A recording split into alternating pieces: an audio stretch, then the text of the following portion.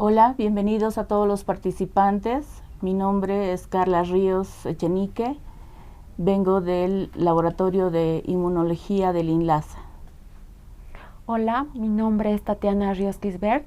Soy bioquímica analista del Laboratorio de Inmunología del INLASA.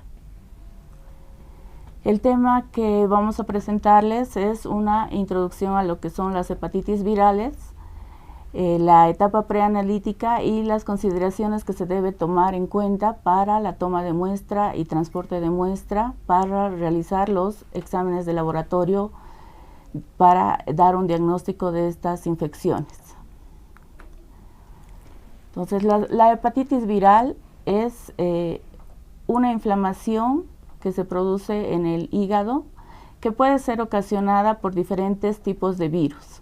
Virus de la hepatitis A, B, C, D y E.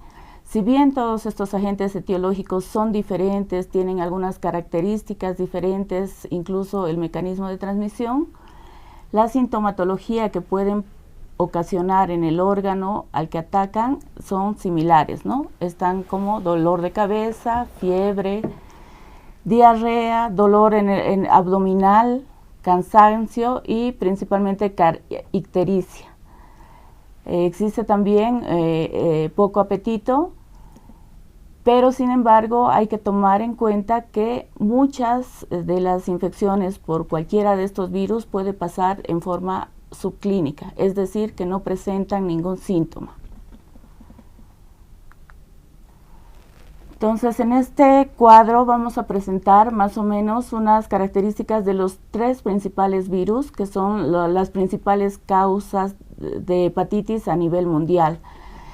La hepatitis viral es una infección que ataca a millones de personas a nivel mundial. Es por eso que vamos a definir en este cuadro algunas características del virus ABC, empezando por los virus que van a ocasionar estas infecciones. El virus de la hepatitis A es ocasionado por virus de la familia picornavirus, el de la hepatitis B de la familia hepatnavirus y de la hepatitis C del flavivirus. Varían un poco los tiempos de incubación, sin embargo, en las tres hepatitis son periodos largos en los que hay que esperar, y esto es muy importante en la toma de muestras. Cuando uno desea investigar el diagnóstico, debe tomar en cuenta este periodo de incubación. En la hepatitis A se da de 15 a 45 días, en la hepatitis B de 30 a 180 días y en la hepatitis C de 15 a 160 días. Por lo tanto, como vemos, en la hepatitis B es el mayor tiempo que se debe tomar. Se debe esperar casi hasta un mes para poder tomar una nueva muestra, una muestra que sea representativa para poder dar el diagnóstico de esta infección. Entonces, la edad en la que más atacan estos virus, en las que se puede ver la edad frecuente, está muy relacionado con el mecanismo de transmisión que vemos en la cuarta fila. La hepatitis A tiene una transmisión fecal oral, es por eso que más se puede encontrar en niños o en jóvenes, ¿no? Porque se transmite por cualquier alimento contaminado. La hepatitis B se encuentra más en adultos y jóvenes y en niños pequeños, muy pequeños, neonatos generalmente, por los mecanismos de transmisión. La vía de transmisión de la B es sexual principalmente, parenteral o sanguínea, y la perinatal o vertical. En este caso hablamos de la transmisión de madre a hijo. La hepatitis C, principalmente la vía de transmisión es la parenteral o sanguínea. La vía sexual también es otra vía de transmisión. Entonces, luego vemos que estas hepatitis causan casos fulminantes en bajos porcentajes. La hepatitis A más o menos hasta un 0,1%, la B puede llegar de 0,1 a 1% y la C de 0,1%. Tiene baja mortalidad, pero sin embargo, en el caso de la hepatitis B y C, se puede volver una hepatitis o una infección crónica, y no es así el caso de la hepatitis A. En la hepatitis B se puede dar un porcentaje de cronicidad del 10%, pero cuando la transmisión ha sido vertical de madre a hijo, casi el 90% de neonatos pueden desarrollar una infección crónica. En la hepatitis C es más frecuente la cronicidad, un 50-70% de pacientes que tienen esta infección pueden hacer una infección crónica, ¿no? Entonces, estas infecciones, en el caso de la hepatitis A y B, son inmunoprevenibles, es decir, que sí se puede aplicar vacuna, que están actualmente incluidas en nuestros programas de vacunación, excepto la hepatitis A por el costo. Y la hepatitis C aún no se ha desarrollado una vacuna que se pueda administrar. El tratamiento generalmente para la hepatitis B y C sí existe, se realiza con antivirales. Entonces, las pruebas de diagnóstico para las hepatitis virales generalmente están dadas por pruebas serológicas que pueden realizarse con diferentes técnicas. En el caso de la hepatitis B, el diagnóstico nos lo va a dar la detección de anticuerpos de clase IgM contra el virus de la hepatitis A. IgM anti-HAV es su abreviación. En el caso de la hepatitis B, para dar un diagnóstico utilizamos dos marcadores, el antígeno de superficie y anticuerpos totales contra el core de este virus. Estos dos marcadores nos van a decir si el paciente en este momento está cursando una infección o si alguna vez hubiera tenido contacto con el virus de la hepatitis B y se hubiera curado. Evidentemente, para poder dar el estadio de esta infección de hepatitis B existen otros marcadores serológicos, pero inicialmente para dar un diagnóstico utilizamos estos dos marcadores. Y en el caso de la hepatitis C, lo que medimos son anticuerpos anti-HCV, anticuerpos dirigidos contra este virus. Todas estas pruebas se realizan serológicamente y se pueden utilizar diferentes técnicas, desde la inmunocromatografía, las pruebas de ELISA, que son inmunoensayos marcados con enzimas, y actualmente se está migrando a lo que son la quimioluminiscencia o electroquimioluminiscencia.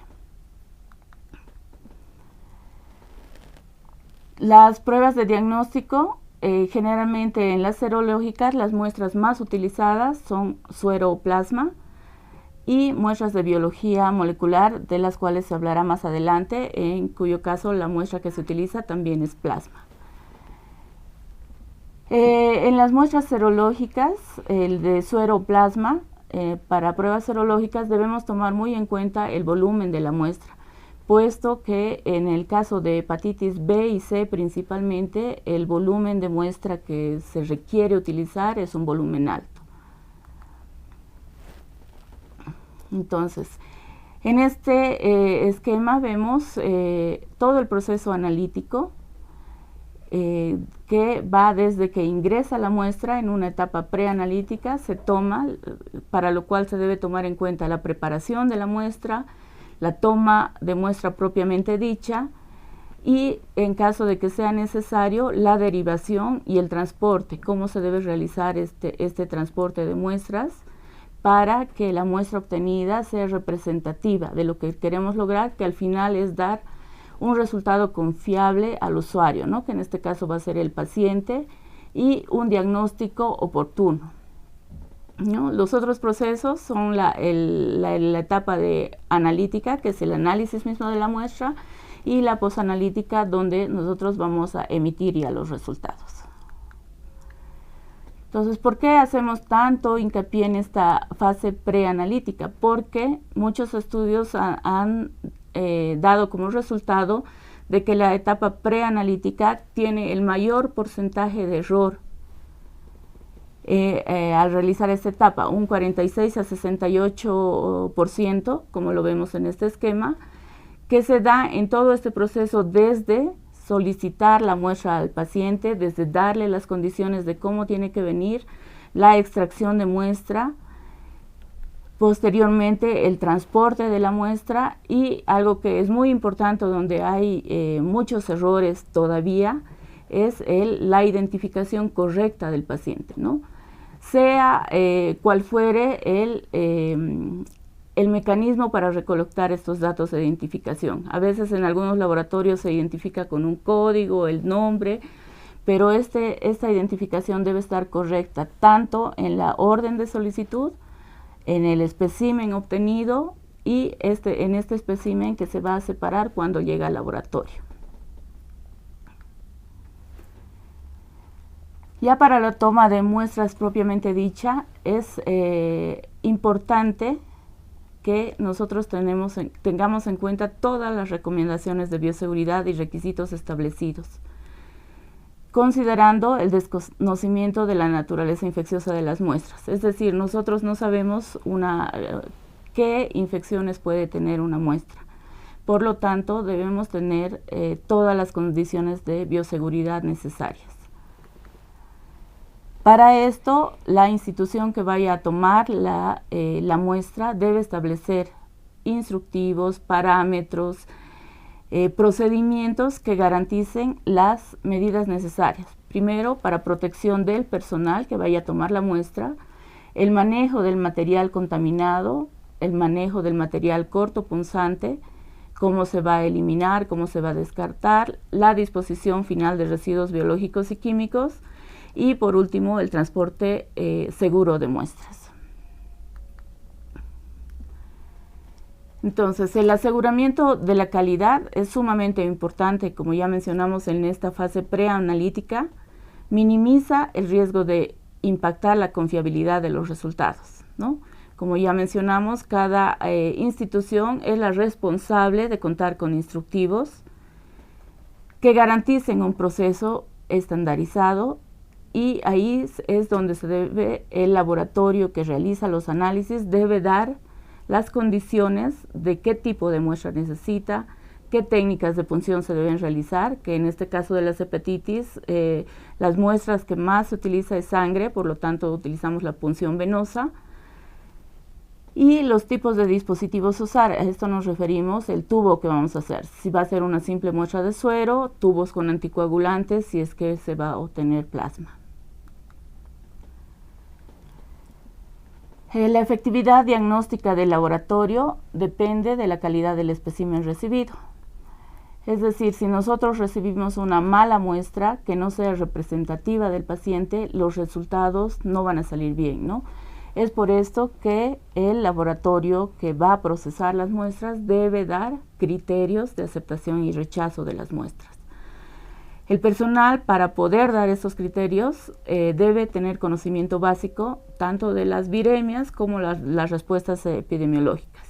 Es por eso que en esta presentación al principio hemos mostrado qué pruebas son las que se solicitan, más o menos una descripción de los virus, que es un conocimiento importante para poder realizar la obtención de muestras adecuadamente. En algunos casos se debe evitar anticoagulantes, se debe evitar hemólisis, y una vez que la muestra ha sido tomada y pasa al laboratorio, debemos también contar con procedimientos de cómo tiene que ser tratada esa muestra para poder separarse, ya sea por medios de centrifugación, hasta que llegue a obtenerse el suero o plasma que es con el que vamos a trabajar en el laboratorio, ¿no? Una vez obtenido esto, también tenemos que tener los tiempos de conservación, tenemos que tener la temperatura de conservación y evitar frecuentes descongelamientos y descongelamientos de esta muestra hasta que llegue hasta su tiempo de proceso. Y algo muy importante también es que se debe incluir todos los datos epidemiológicos solicitados, ya sea mediante una ficha epidemiológica o con los requerimientos que el laboratorio necesita. Es decir, datos del paciente, por ejemplo, en la hepatitis B y en la hepatitis C son de suma importancia datos como si el paciente es paciente de una diálisis o si el paciente ha sufrido continuas transfusiones de sangre o alguna transfusión de sangre. Esto debido al mecanismo de infección que lo hemos visto anteriormente. Entonces, como el laboratorio ha definido sus criterios de aceptación y rechazos de muestra, aquí vamos a ver algunos criterios de rechazo de muestra, ¿no? Generalmente, en las hepatitis virales, si bien se diagnostican con marcadores específicos, que es difícil tener alguna interferencia, Sin embargo, no es imposible tener lo que se llama reacciones cruzadas, es decir, que hay algún componente de la muestra que haga reaccionar en nuestro examen y llegue a dar un resultado indeterminado, por ejemplo. En este caso pueden ser muestras que presenten hemólisis, una franca hemólisis, ¿no? O sea, hay diferentes tipos de hemólisis en la muestra y esto generalmente puede darse por el proceso de toma de muestra o por el proceso de vaciado de la muestra al tubo o al recipiente colector. Muchas veces, si tomamos la muestra con jeringa, al vaciar sin quitar la aguja podemos ocasionar una franca hemólisis, ¿no? A veces ni se distingue el suero del paquete globular, ¿no? Es absolutamente todo rojo y eso es lo que queremos evitar en las muestras para hepatitis. Por otro lado, que no se cumpla con el volumen requerido, puesto que, como ya les había indicado, en la hepatitis B y C se necesita un volumen alto, aproximadamente de 200 a 300 microlitros para poder realizar una prueba. Entonces, si hubiera que repetir esta prueba, al menos son de 600 microlitros el volumen que requerimos. Entonces, lo mínimo que se pide en hepatitis virales es, hablando de la hepatitis B y C, es un volumen de 800 microlitros a 1 ml de suero o de plasma, ¿no?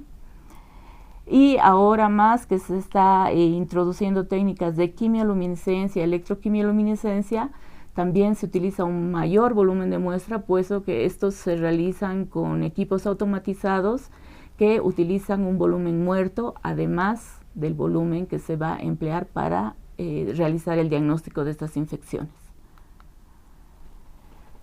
Otros criterios de rechazo de la muestra podrían ser las muestras que están demasiado diluidas, ¿no? Que se ve simplemente como lo vemos en este gráfico con tubos de tapa celeste, donde el paquete globular es mínimo y la cantidad de sueroplasma es demasiado alta. Puede ser que esta sea una condición del paciente, pero nosotros debemos investigar si es realmente la condición del paciente o si esta muestra no ha sido obtenida de forma errónea. ¿Por qué? Porque muchas veces, como los pacientes de hepatitis B y C, puede ser el diagnóstico realizado para pacientes de hemodiálisis, se toma a estos pacientes el mismo momento que se toma, que va a realizar la diálisis. Por lo tanto, el momento de introducir la aguja, la manguerita, todo el anticoagulante se ha vaciado primero en el tubo y después un poco de sangre. Puede ser un proceso erróneo de la obtención de muestra o, como ya les mencioné, puede ser una condición del paciente, pero debemos investigarlo para poder aceptar la muestra. Otro criterio de rechazo de muestra son las muestras excesivamente lipémicas, como vemos en el gráfico de tubos de tapa amarilla, donde las muestras son turbias, ¿no? En algunos casos hay mayor lipemia, donde el suero o el plasma obtenido a veces parece leche, ¿no? Y esto puede ser porque no se ha cumplido el requisito de ayuno, que en las hepatitis virales tenemos como requisito que se haya hecho un ayuno de por lo menos 8 horas, o simplemente puede ser también una condición del paciente. En este caso de que sea condición del paciente, en el resultado nosotros anotaremos que la muestra obtenida ha sido lipémica y que puede afectar, ¿no? Puede o no afectar en el resultado, pero eso ya lo tiene que evaluar el médico al que le llegue el resultado. Entonces, acá tenemos otros criterios de rechazo de muestra, donde, por ejemplo, generalmente estas son cuando muestras que se reciben en el laboratorio, donde no se solicita ningún estudio. Llega la muestra y no hay ninguna ficha, ninguna orden médica que nos indique cuál es la prueba que se va a realizar a esta muestra. En algunos casos llegan muestras que han estado mal tapadas, derramadas o con algún tapón de algodón que puede absorber toda la muestra, ¿no? Entonces ya no queda la muestra para poder procesar. O si ha sido derramada, si llegan varias muestras en un recipiente, Debemos tener cuidado en la hepatitis B, que es altamente contaminante, que las otras muestras no se hayan contaminado con la muestra que se haya derramado, puesto que esto podría dar lugar a resultados falsos positivos. También se rechazan muestras con identificación ilegible, que esté incompleta o ausente totalmente. Y en el caso de que se hayan usado paquetes fríos, por ejemplo, a veces se pone en frasquitos, se hace congelar agua o en bolsas que se rompen y llega a, la muestra prácticamente llega llena de agua. Esto también es un criterio para rechazar este tipo de pruebas, puesto que no da lugar a resultados confiables. Entonces, si nosotros vamos a solicitar un análisis y tenemos que enviar la muestra, debemos tener en cuenta las siguientes consideraciones, ¿no? Primero, que el personal para realizar este envío debe estar capacitado, ¿no? Debe conocer todas las medidas de bioseguridad necesarias. Debemos realizarlo en el triple empaque, que lo vamos a ver más adelante, y que la conservación vaya de acuerdo a lo requerido con nuestra muestra. Hay muestras que no requieren, digamos, que estén congeladas o que estén a temperatura ambiente, pero debemos que garantizar que esa temperatura ambiente no exceda los 30 grados, por ejemplo, en un lugar donde hace calor. Entonces debemos garantizar que nuestra muestra vaya con la temperatura adecuada y que llegue de esa manera al laboratorio donde se va a realizar los análisis. Por otro lado, los documentos adjuntos, ya sea la ficha epidemiológica o los datos que nos pide el laboratorio, que estén anexados correctamente. Como les mencionaba, debemos tomar en cuenta este triple empaque, que son 3 envases. Básicamente son envases que nos van a garantizar la conservación de la muestra. El envase primario está dado por un tubo de plástico de polipropileno que debe estar bien identificado, que debe tener un cierre hermético y debe estar bien identificado, ¿no? Este envase primario es donde se encuentra la muestra de suero, plasma o de sangre total en algunos casos.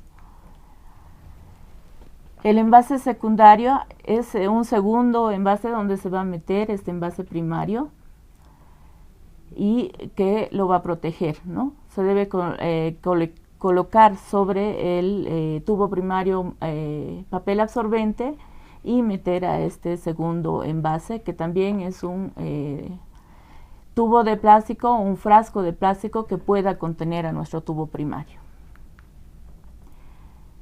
Y por último tenemos el embalaje externo, que es del envase terciario, que es un plastoformo que debe estar contenido en una caja de cartón. Esto para evitar, el plastoformo es un material frágil que puede ser apretado o roto si es que se ejerce demasiada fuerza sobre este. Entonces la caja de cartón va a evitar, digamos, estas rupturas de nuestro envase.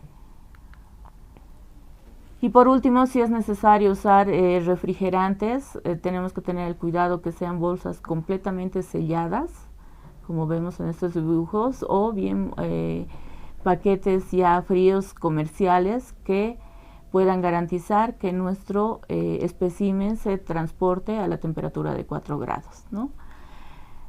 Sin embargo, las muestras biológicas no dejan de estar sometidas a un proceso natural de deterioro y descomposición, lo que puede afectar a su análisis, y esto hay que evitar. Por lo tanto, en algunos laboratorios se recomienda que si la muestra puede estar o a temperatura ambiente o a 4 grados, se mande con los paquetes refrigerantes.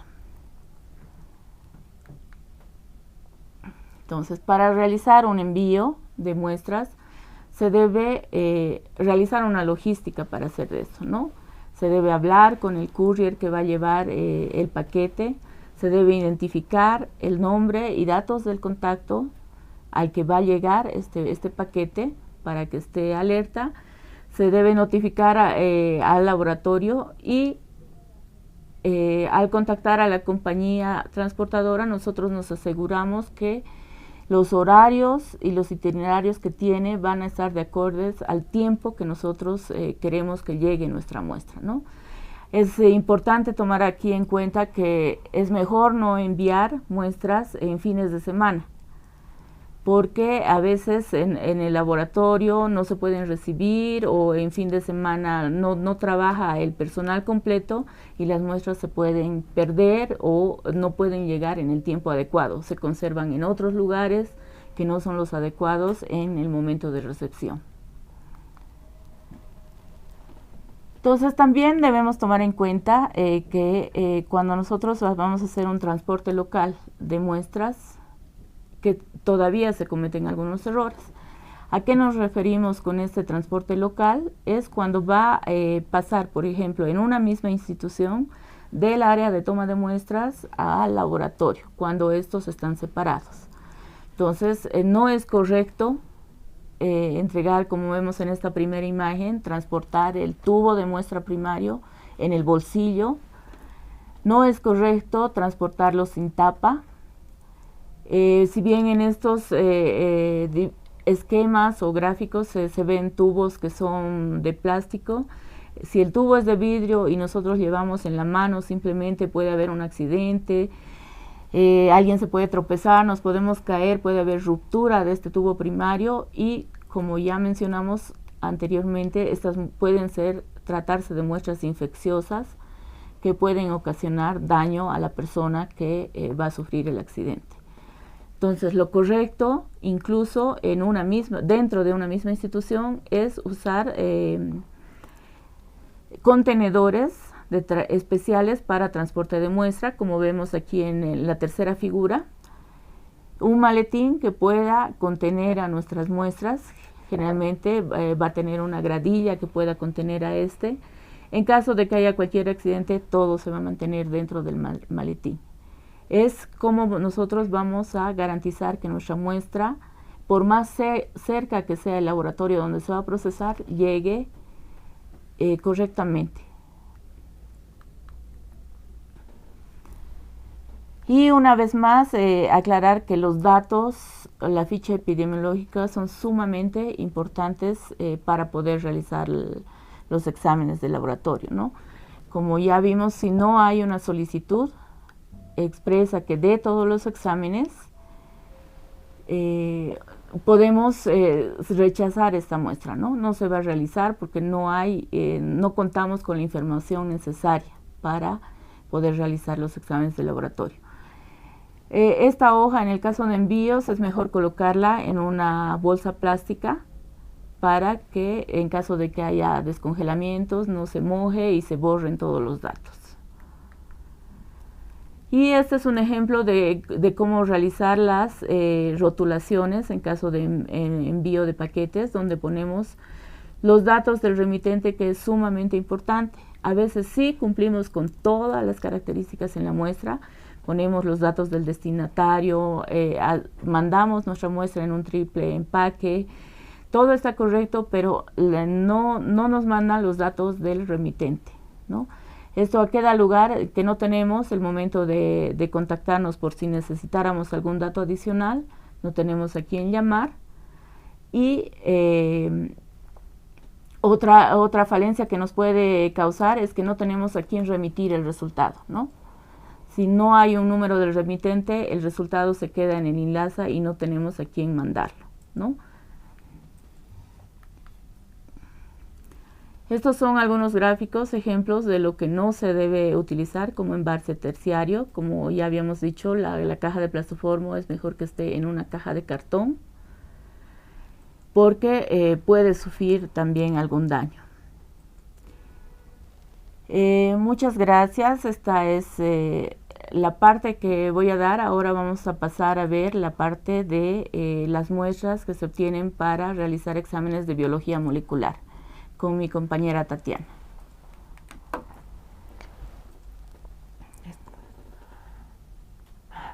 Bueno, existen métodos de biología molecular como la carga viral para la hepatitis B y para la hepatitis C.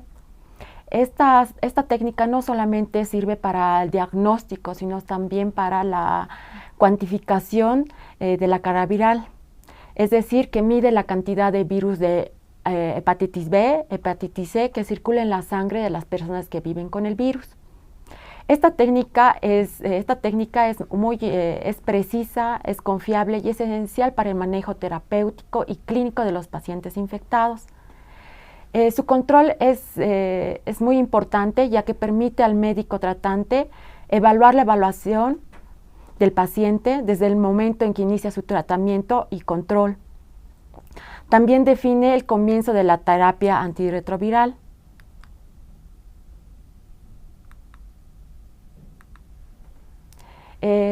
Esta técnica también nos sirve para tomar decisiones del cambio del tratamiento en aquellos pacientes que no responden al esquema del tratamiento en uso.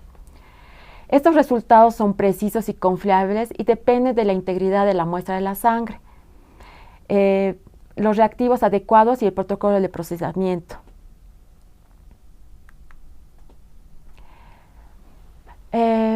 Para la recolección de la muestra es importante tomar la muestra en tubos estériles con tapa lila.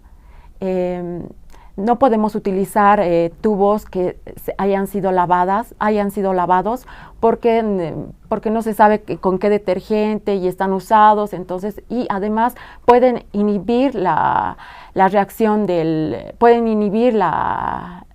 la muestra. ¿Ya? Entonces se toma la muestra en tubos con EDTA, más o menos 3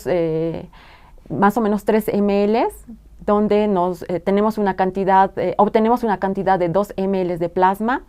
Estas muestras se mantienen a temperatura ambiente de 2 a 25 grados centígrados y se deben centrifugar lo más antes posible dentro de las primeras 6 horas de su centrifugación, para que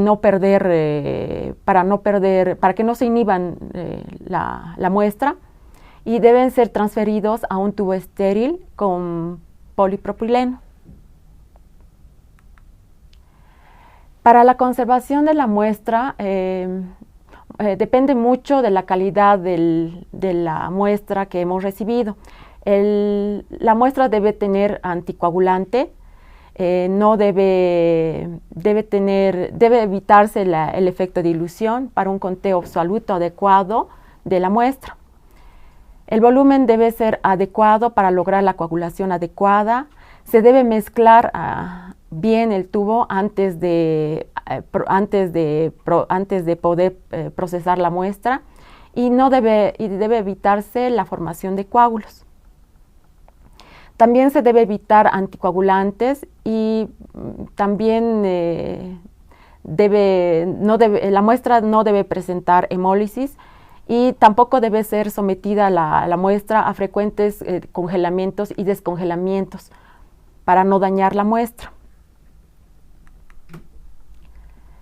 Para el transporte de la muestra, la muestra debe ser mantenida a temperatura ambiente de 2 a 6 grados centígrados hasta por 24 horas, y puede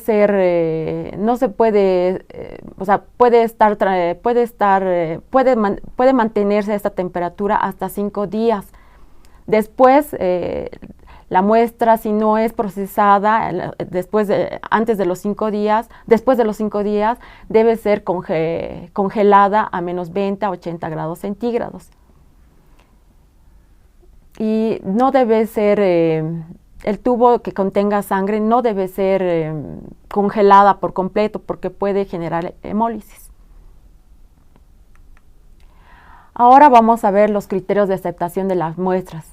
Al momento de recibir las muestras en el laboratorio, se debe verificar las condiciones en las que se reciben, con el fin de confirmar que cumpla con los requisitos mínimos en cuanto a calidad y cantidad de la muestra para ser procesadas y analizadas. Las muestras de plasma, generalmente destinadas a carga viral para hepatitis B, hepatitis C, deben ser correctamente identificadas, rotuladas, debe tener su fecha de extracción de la muestra. La muestra debe tener un volumen apropiado, más o menos de 2 ml, y debe estar contenidas en tubos de tapa rosca o Eppendorf, y debe tener también solicitud del estudio para ver qué tipo de examen se va a poder realizar. Y siempre tomando en cuenta que la muestra debe estar en cadena de frío y con todas las normas de seguridad que se requiere para una buena muestra.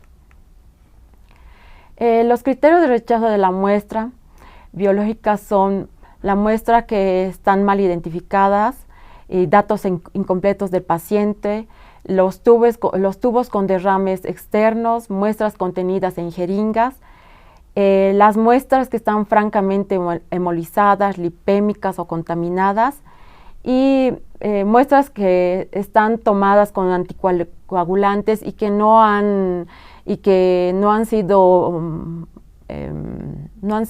mezcladas y presentan coágulos, y las muestras son rechazadas también aquellas que tienen volúmenes insuficientes. Gracias, eso es todo.